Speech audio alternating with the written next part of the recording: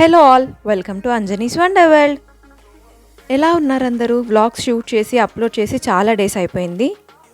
Clippings చూస్తుంటేనే మీకు అర్థమైపోయి ఉంటుంది పాటికి ఈ వ్లాగ్ నేను వినాయక చవితి ముందు రోజు షూట్ చేసింది. వినాయక చవితి తర్వాత రెగ్యులర్గా బిజీ ఉండడం వల్ల వ్లాగ్ ఎడిట్ చేసి అప్లోడ్ చేయడం పాసిబుల్ అవ్వలేదు. సో వీడియోలోకి వెళ్ళిపోదాము. ఇంకా నేను ఇందాక చెప్పినట్టు ఈ వీడియోని నేను వినాయక చవితికి ముందు రోజు షూట్ చేశాను. ఎంతైనా పండుగంటే మార్కెట్స్, షాపింగ్ మాల్స్, షాప్స్ అన్నీ బిజీగా ఉంటాయి కదా. అందులోనూ వినాయక చవితి మనందరికీ చాలా స్పెషల్. నేను ఇక్కడ పూజకి కావాల్సిన సామాన్లు, పువ్వులు, అలాగే పూజ చేయడం కోసం వినాయకుడి విగ్రహాన్ని తీసుకోవడానికి మార్కెట్కి వెళ్తున్నాను. ఎంతైనా పండగ కాబట్టి, అందులోనూ వినాయక చవితి కాబట్టి పాలవెల్లి కట్టడానికి కావాల్సినవి, అలాగే పూజ చేయడానికి కావాల్సిన పత్రి చాలామంది అమ్ముతున్నారు. అంతేకాదండో, ఈ వినాయక చవితి అనగానే మనందరికీ ముందుగా గుర్తొచ్చేది వినాయకుని విగ్రహాలు. మీరు ఇక్కడ చూస్తున్నారు కదా, చాలా రకాలైన వినాయకుడి విగ్రహాలు పూజలు అందుకోవడానికి సిద్ధంగా ఉన్నాయి.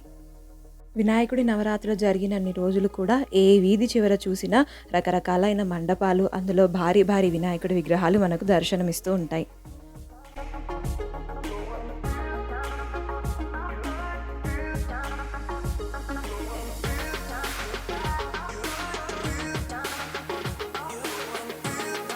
మొత్తానికి మార్కెట్కి రీచ్ అయిపోయాము. చూస్తున్నారుగా మార్కెట్లో ఎన్ని రకాలైన పత్రి అమ్ముతున్నారో. నేను మెయిన్గా మార్కెట్కి వచ్చిందైతే పువ్వుల కోసము, అలాగే వినాయకుడి విగ్రహం కోసమే. ఎందుకంటే పత్రి అలాగే మామిడాకులు మా ఇంట్లో కూడా కావాల్సినవి ఉన్నాయి. మొత్తానికి ఒక దగ్గర పూల కోసం ఆగాము. పువ్వులు తీసుకోవడం అయిపోయింది. ఇప్పుడు వినాయకుడి విగ్రహం తీసుకోవడం కోసం వెళ్తున్నాము. మార్కెట్లోకి ఇలా ఎంటర్ అవ్వగానే చూసారా ఎంత రష్ ఉందో. అసలు ఒక్క వెహికల్ కూడా కదలట్లేదు, చాలా రష్ ఉంది. సాధారణంగా ఏ పండగైనా సరే ఆ పండగ తాలూకా హడావిడి మొత్తం మనకు మార్కెట్లో ముందు రోజే కనిపిస్తుంది.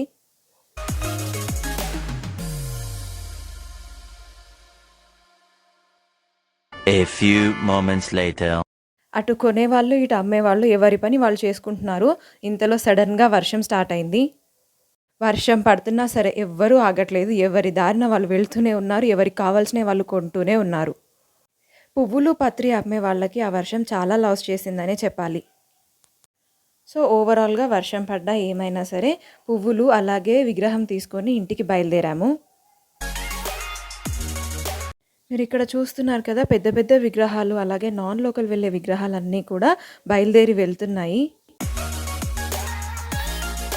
ఫైనల్గా ఇంటికి వచ్చేసాము. ఇవి మార్కెట్ నుంచి నేను తీసుకొచ్చిన పూలు. ఇప్పుడు ఇవన్నీ దండ కట్టాలి. వర్షం పడడం వల్ల పువ్వులు కొంచెం తడిగా ఉన్నాయని ఇలా ఆరబోసాము.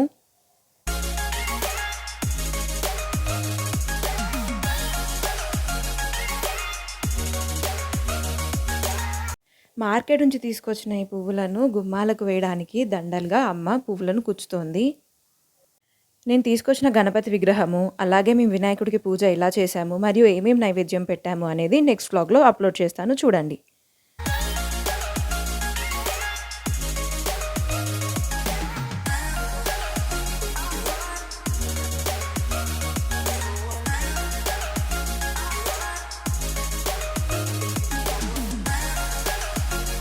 Thank you for watching the video. Do like, share and subscribe.